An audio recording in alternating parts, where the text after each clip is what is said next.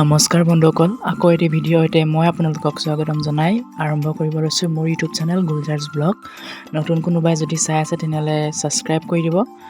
যিহেতু আজি 28 ফেব্ৰুৱাৰী ৰাষ্ট্ৰীয় বিজ্ঞান দিৱসৰ উপলক্ষে আমাৰ বিদ্যালয়ত সৰু সুৰাকৈ অলপ বিজ্ঞান দিৱস উদযাপন কৰিছে আৰু ইয়াত আমাৰ ছাত্ৰ ছাত্ৰীসকলে বিভিন্ন ধৰণৰ প্ৰকল্প অৰ্থাৎ প্ৰজেক্ট তৈয়াৰ কৰি লৈ আহিছে। আমি আপোনালোকক দেখুৱাইছোঁ।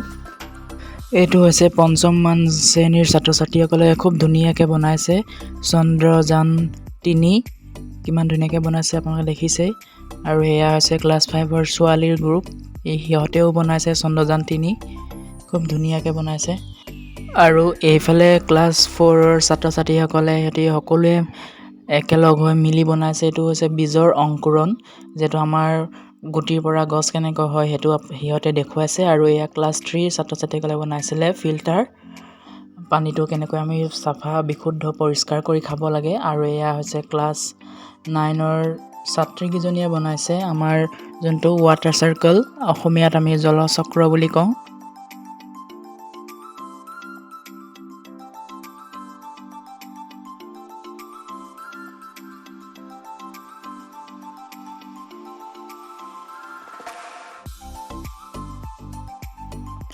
খুব ধুনীয়াকৈ সিহঁতি বনাই আনিছে। আৰু এয়া হৈছে ক্লাছ 8ৰ ছাত্ৰ ছাত্ৰীসকল, সিহঁতি বনাইছে ছ'লাৰ ছিষ্টেম, এইটো আমাৰ কেনেকুৱা সৌৰশক্তি ব্যৱহাৰ কৰিব পাৰি সেইটো।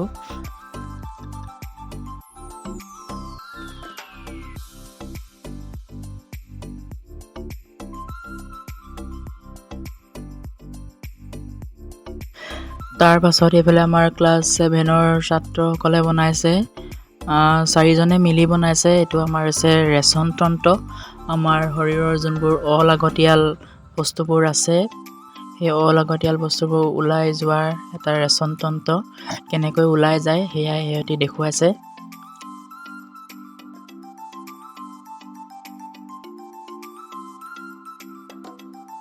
আৰু এইফালে আছে আমাৰ চন্দ্ৰযান ৩ আৰু আপোনালোকে দেখিব পাৰিছে চন্দ্ৰযান ৩খন কিমান ধুনীয়াকৈ বনাইছে। আৰু এইফালে চন্দ্ৰযান ৩খন ওপৰলৈ উঠি গৈছে।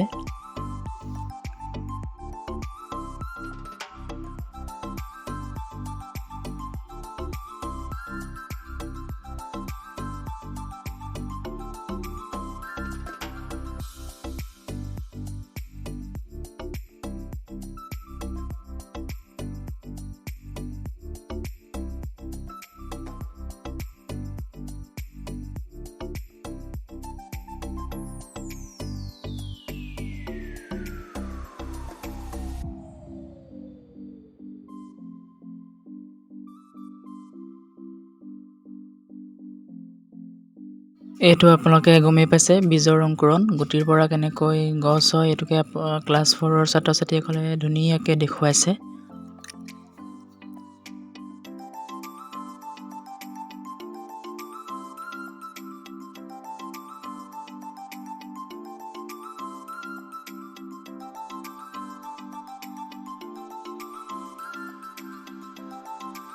আজিলৈ ভিডিঅ'টো ইমানতে সামৰণি মাৰিছোঁ। আৰু নতুন কোনোবাই যদি মোৰ ভিডিঅ' চাই আছে তেনেহ'লে ছাবস্ক্ৰাইব কৰি দিব। আৰু যদি মোৰ ভিডিঅ'টো ভাল পাইছে চাই তেনেহ'লে লাইক এটা কৰি দিব আৰু কমেণ্ট এটা কৰি দিব।